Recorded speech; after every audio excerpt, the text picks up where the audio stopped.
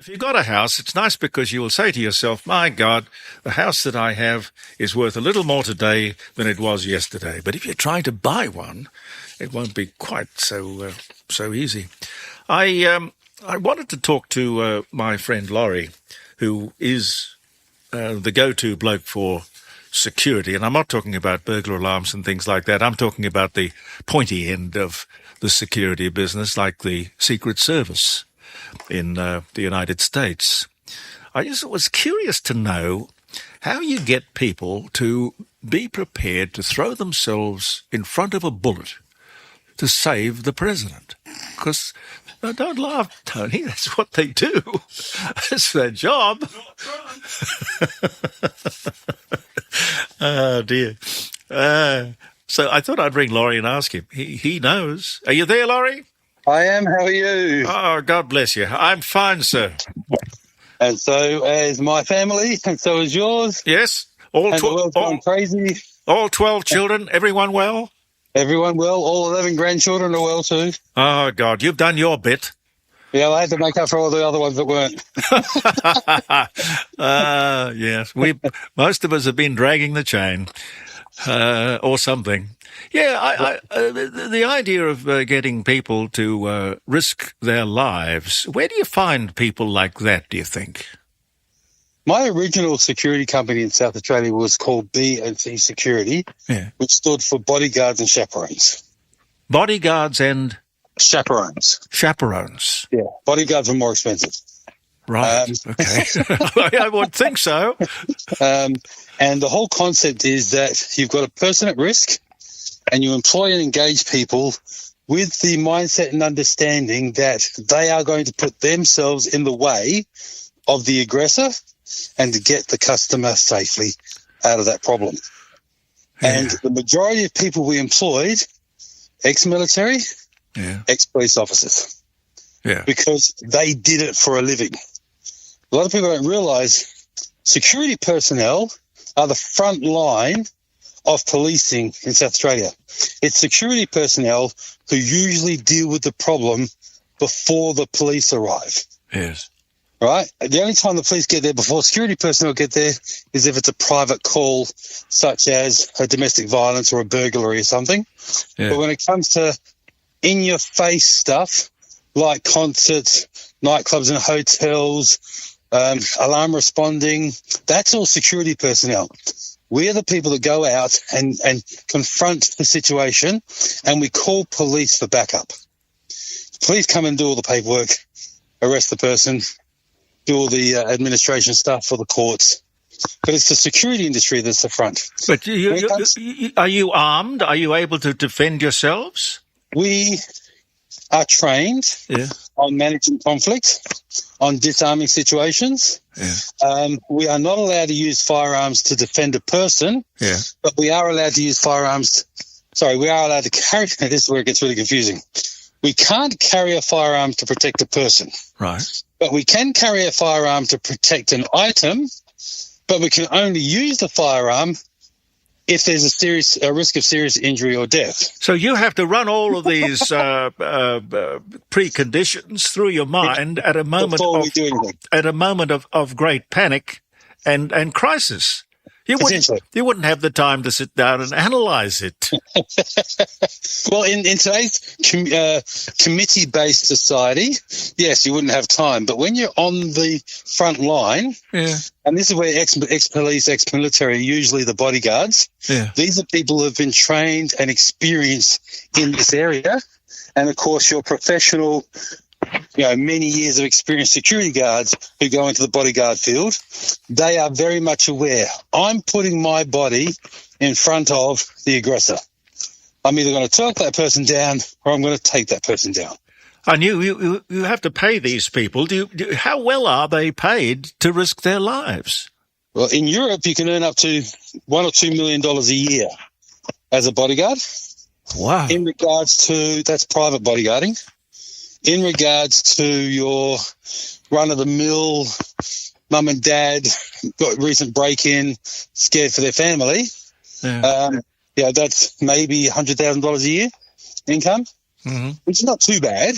What about the Secret Service in the United States? I take it out of just professional curiosity, you would have observed all of that went on at that rally. Well, yeah, I'm going to shake my head at that one. What do you reckon? A lot of things went wrong that day. Well, what do you reckon? Well, badly mismanaged. Yeah. Because President Trump isn't the current president, and he's only a candidate, although he's a former president, it's not unusual to get leftover security personnel. Leftover Secret Service. Less than the front line, very experienced. Less than the front line, that's right. Now, what I found amazing, during Obama's presidency, they ordered people to be part of the Secret Service to protect Obama. During Trump's presidency, everybody was volunteering, and there was a massive lineup. During Biden, again, they had to be ordered to protect him. But what do you make of that? What do you make of that? Well, Trump treats his people with respect. I mean, if you've ever seen, the Secret Servicemen standing by the helicopters and their hats have fallen off, or there's, he'll actually move the umbrella to include the Secret Servicemen if it's raining. Yeah. Right? He looks after his people. Yeah. Whereas both Obama and Biden treated the Secret Service people as servants, as second-rate citizens. That's my observation. Well, you want to treat the people who have your life in their hands with a great deal of respect, I would think. Well, when you're watching video footage of Secret Service people piling on top of the president with their backs to the enemy, and even if the second row came over, they should have had their backs to the president and facing the danger. When you're watching the audience, instead of running away from a potential 2 or 3 shooters, they pull out their cameras and start filming. Yeah. And when you see one particular female Secret Service person squatting nowhere near the rest of them and ducking behind them, and it used to be that Secret Service people had to be taller than the person they're protecting, so that when they do stand up, that person is still covered. But when President Trump stood up, there were gaps, and you could see his head clearly. Yes. Right? But having said that, President Trump did stand up and say, just wait a second, and then he put his fist up and said, fight, fight, fight, where he basically uncovered himself. But by that stage, they'd already said, shoot her down, shoot her down. Well, he was not going to miss a photo opportunity like that. I mean, that's his campaign picture, the one with the fist in the air and the flying flag above his head. And that's right. Oh, look, this is just straight out of Central Casting. When I saw that, I thought, he had a gold card for winning the presidency. Now he's got a platinum card with diamonds in the corners for winning the presidency. Yeah, what do you make of the fact that the shooter was on? Well, he was fairly amateurish, but he was on the roof. That the Secret Service really should have had somebody there. Absolutely. You should have somebody on roofs anywhere up to 2 kilometres away. 2 kilometres? Is a rifle lethal and accurate within 2 miles? Professional snipers can do, I think the longest is 2.4 miles for a successful hit. Yep. All right, so for the really, really super, super good snipers, but the reason I say 2 miles is fairly standard is because you can then see all the roofs between you and the person you're protecting. And if you see anybody climbing up onto a roof, you should be able to see that person climbing up on the roof, even though you're 2 kilometres away, with your high-scoped binoculars and your high-scoped scope that sits on top of your rifle. So if anybody's coming onto a roof somewhere, you can be going, what's that guy climbing on that roof for? What's he doing? Yeah. Oh, he's just a serviceman, okay? He's just servicing the air conditioning systems. Somebody go check that. Make sure that's what he's doing. Yes. All right, but the problem is that on top of that, to get to that roof, they had to go through locked gates. And even though the public could see him and they were right next to the building, they were calling on police to do something about it. And apparently a policeman did climb up on the ladder, saw him and climb back down again. Why he climbed back down again, I don't know. Oh, that's very weird. Right? Yeah. Was he unprepared? Did he think he was a military personnel? Did he think that somebody, maybe he thought it was a CIA operative? We all know how safe the CIA are. But he just looked like a kid. The photos that I've seen of him, a 21-year-old kid. You'd have alarm bells. Anybody with a rifle should be setting off alarm bells. Yes. Especially in a prone position on a roof, on the downgrade, so that it makes it really hard for people on the opposite side of the roofs to target him. And again, this is a country where the right to bear arms is valid. But at the same time, the police officer climbing up on the roof and climbing up on that thing, he should have gotten on the roof and said, "Excuse me, what are you doing?" Not climb back down again. Yeah. No. Right? I've had police officers rock up on the door of a venue where I'm working, and they flash their little fancy badge. Yeah. And it says, "And what do you want?" "I want to come in." It says, "I'm sorry, but that's not adequate. Where's your photo ID?" "I want to see your photo ID, please." How do they react to that? They have to give it. Yeah. They have to take it out of their wallet. I don't care how snotty they get about it. Yeah. I'm sorry, that badge on its own is not enough. Well, you're doing your job, and they should understand that. That's right. And they usually do. Yeah. But I've actually caught a guy on Hindley Street who'd found a badge that had fallen out of a police officer's pocket, and he'd been using it to scope different nightclubs, going to different back areas of nightclubs. Good. And we actually pinned him that night, so we caught him. He got 5 years jail. Do we have a secret service in Australia? People who are detailed to. Yeah. But they're not going to sort of take a bullet for the Prime Minister, are they?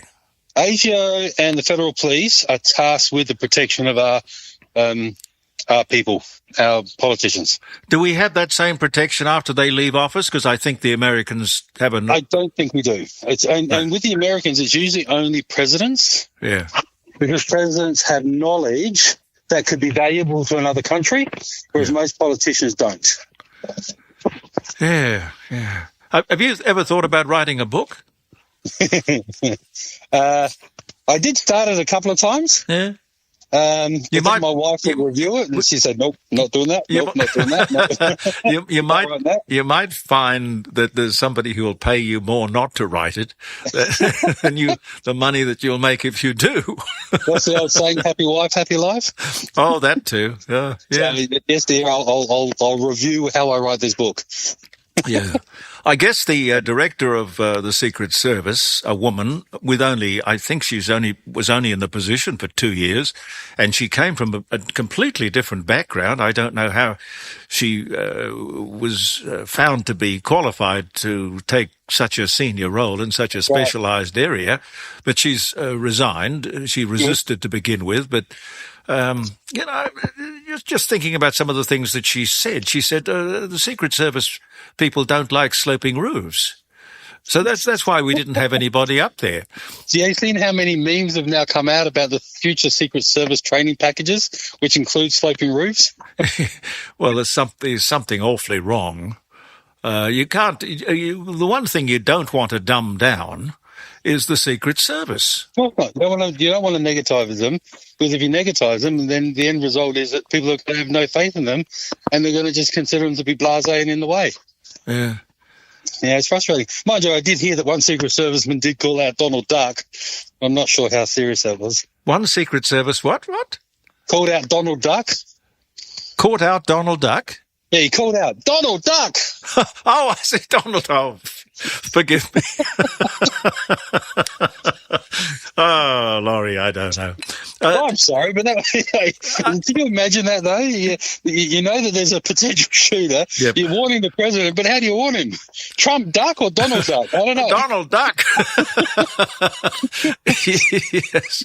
Well, I think that was the line that Ronald Reagan used when he was nearly killed. He said to his wife on the phone from the car, "Honey, I forgot to duck." That's right. And then at the Belgium speech, a balloon popped during Ronald Reagan's speech, and right in the middle of his sentence, he said, "Miss me," and continued on with his speech. Well, the entire audience cracked up laughing. The video is excellent. Ronald Reagan, Berlin speech. Yeah. Very, very funny. Yep. Now, people can't deal with you direct, can they? I mean, people, you deal with corporates and stuff like that, don't you? I'm available to anybody who needs help. Really? Yep. Golly. Anybody who wants help, don't care who they are, don't care what their background is, I'll have a chat to them. I'll suggest ways they can make their homes more secure or make their situation more secure. I will not push for any sort of service that they don't need to have. No. Because it can be very expensive and it can be very unnecessary in certain circumstances. Go on. There are other services available for certain circumstances. Now, I'm thinking about things like domestic violence. Yeah. It's very expensive to have a security guard in a domestic violence situation. Well, I would think the marriage is pretty much over if you have to hire a security guard. Yes. Yeah. So things like corporate security protection, we quite often get international visitors come over. We'll provide protection for them. I personally was guarding the Israeli cyclist for the sprint cycling here in Adelaide a couple of months ago. But not only was he an Israeli cyclist that was potentially a target by the Palestinians here in Adelaide, but he was also a former Russian athlete. So it was a double whammy. And so we protected him for the 10 days that he was here. That included riding with him, travelling with him, escorting the bus that he was on. 24 hours a day? 24 hours. Do you wear a black suit, sunglasses and a snappy hat? I wear appropriate clothing to mix with him so it didn't make it obvious. For instance, on one occasion he wanted to go for a ride. I would not allow him to wear his riding uniform because it's very obvious that it's Israel. Yeah. So he had to wear a non-generic uniform so that nobody would take an easy swipe at him with the side of their car. When you go out in the morning to go to work and you kiss your lovely lady goodbye, do you ever worry about the danger you may face in the next 12 hours or what? It's become a bit blasé in our house. If it's a dangerous situation, the last thing my wife will say is the life insurance up to date? So it depends on the circumstances, but we do not take on any cases without my wife and I fully discussing it because she's part of the business. Yes. And she'll often be part of the operations in all the different things we do for that particular client. So she's fully aware of everything we've done to make sure that we are all safe when we're doing that job. In your line of work, can you get life insurance? Yes. Oh. That's not an issue. Do they know what you do? Oh, well, I've had the life insurance for over almost 40 years now. And you haven't made a claim?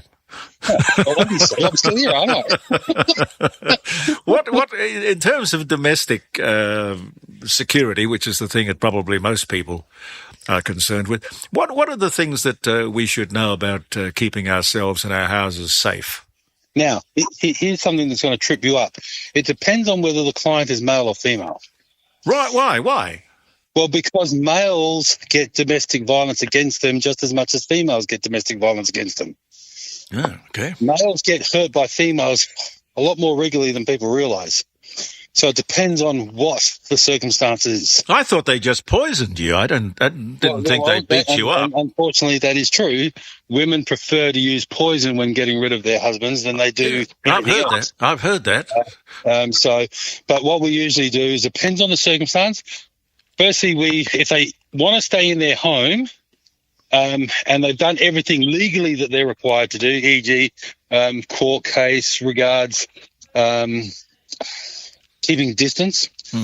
My brain's just gone blank, and it'll come to me in a minute. So you've got your keeping your distances by the courts, police orders that the other party has to follow. But then we'll go to, if they're staying in the house, we'll go through and we'll secure the house more. But we might add locks, we might add window locks, we might add a security system. Yeah. I was thinking more of an external threat rather than an internal threat, and that comes down to cameras. It comes down to locks. It comes down to, I suppose, a lot of common sense. Yep. But we also have people have a habit of following the same routine. So you have the person that's at risk, and they might catch the train every morning at 7:30 to go to Adelaide for 8:30 to start work at 8:45, and they always catch the same train. That's a risk. So somebody casing the joint just works out your habit, your routine, and works from there. Exactly. And that's where we go, hang on, we need to change this routine. You either need to start using a car, or you need to get somebody from your work to pick you up. Yeah, change it around. Yeah, change it around. I get it. Stop the regular routine. They might even have a regular routine of going to the gym. How much does it cost to hire you? Depends on the client. We don't charge the client until we've worked out what the client needs. So if the client needs 24-hour security, high risk, checking buildings for explosives and all that sort of stuff, then you're going to go into the higher price. If they're just looking for escort duty, low risk, then the price drops a lot. And if he's got a target on his back, he's well, if it's a high risk, that's where the price goes up, because then we're asking people, we tell our people, this is the client, this is what we expect you to do, this is the potential risk, are you willing to do it? Laury, so they become volunteers. Well, Laury, how do people find you? Can you give your number on air? I'm happy to. It's not an issue. All right, give your number. So 0409 714345. Yep. And we're available 24 hours a day. So what do you call the company, Laury? Peritas Security. Peritas Security, which is our international arm. So we have security guards here in South Australia. We also have guards in South Africa and Botswana. Wow. Okay. You've got quite a little empire there. Quite a little empire. Of course you have. No, you're a very enterprising person. Good to talk to you, Laury. Thank you for your time. Thank you for letting me pick your brains. Easy done. Thank you. All the best.